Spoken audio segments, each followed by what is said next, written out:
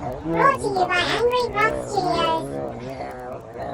This is Team Broth with Dean Sanlon, the winner of the 2024 Irish Nationals. Who do you want to shout out, Dean? Shout out to Team Broth. They're a decent bunch. Shout out to Joe for making sure I got about 3 hours sleep the night before. Shout out to Dylan for proxying an entire Melodious deck, help me test with. Shout out to Jimmy and Ray for doing a lot of Fury with me over the weekend. Cool, straight to it. So, talk us through the basics then. Why have you got what's well? Obviously, we've got the main part, but talk us through the rest of it. What have you got in your deck? I mean, it's pretty much mostly a standard Snake Eye deck. Just maxed out all the starters and the extenders. Went with 15 hand traps. I only went with the Wonderbeer because I just think it's quite bad at the moment. But I want to keep it in the deck because I'm playing crossouts. I went with this build instead of the Kistira build because my issue with the deck was I was having problems when it was getting hand trapped and wasn't able to like play and extend, whereas these cards let you force the plays through. And I feel like if you're playing, you're probably just winning with the deck because the power is just so high. So, first big question then, what were your siding patterns? So going first against board breaker decks, I would typically just side a D5 for these 5 usually. Right, and then say if you were playing a more hand trappy build. So it's a more hand trappy build. Going first, you'd side out the Flamberge, and then a few more hand traps for just like the skill drains. Right. And then say like, did you prepare like specific side stuff for specific decks at all? Yeah, for the mirror match, I really want to take cards because I think they're just the best in the mirror. What was your theory on that? I like gaining resources in the mirror because I think it's just better to play free hand traps.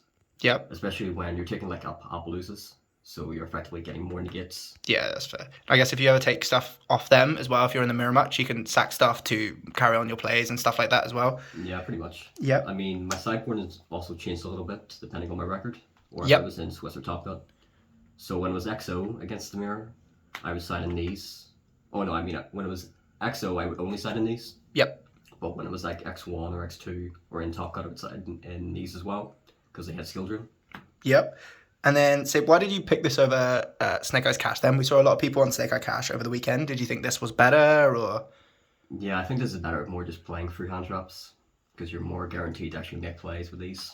Yes, I guess sometimes it can be a wee bit of a bricky hand as well. Yeah, and then also when you're siding as well, the cash cards just conflict a little bit with this because you have to lead with the cash cards, and your opponent can just start activating things like IP and things like that.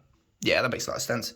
And then say, what did you think was going to be the most represented? I guess what did you kind of plan for the most? I mean, I was expecting mostly Snake Eye and Branded. Yep. Which was fine. I think my deck was pretty good into those matchups. And how many times did you play Snake Eyes on the day? Just one. So a lot of good testing there. Although, to be fair, your finals was against Branded, so I guess that was... Yeah, I mean, I played like 3 Branded and Swiss, and 1 in Top Cut for the finals. Yeah, that was probably one of the biggest ones on the day. And then, so why did you choose your tech cards over others? You've kind of talked us through a wee bit, but there's some cards here, say the Snake Eyes Trap and other stuff like that. And DD Crow, what was your thought process behind them? So the Crow was mainly just for the Voiceless matchup, where you get to hit the Herald when they trigger it for cost, whereas the Bestials can't do that. Yep. And also it's just weird applications as well against like spells and traps you can hit, like especially when you play against something like I guess Runic's one.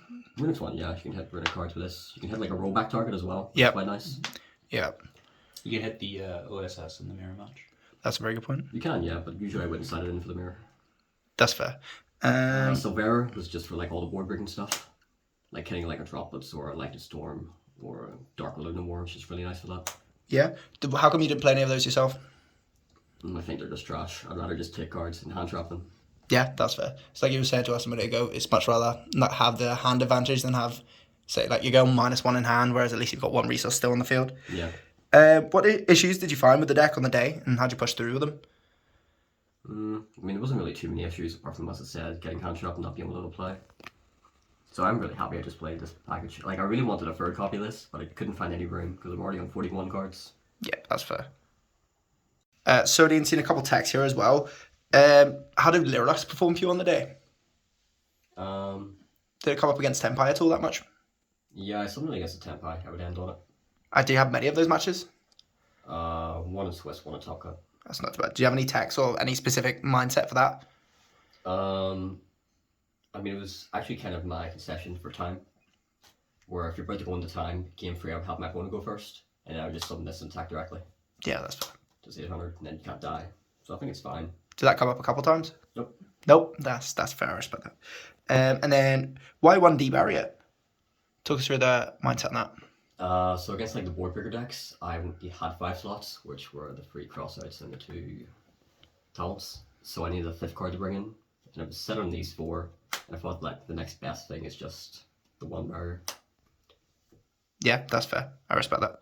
So yeah, that's everything. Dean, any closing remarks? Anything you want to say? No, not really. Who's your tailor as well? Best dress on the day by far. That's a secret. Cheers, guys. Thank you very much.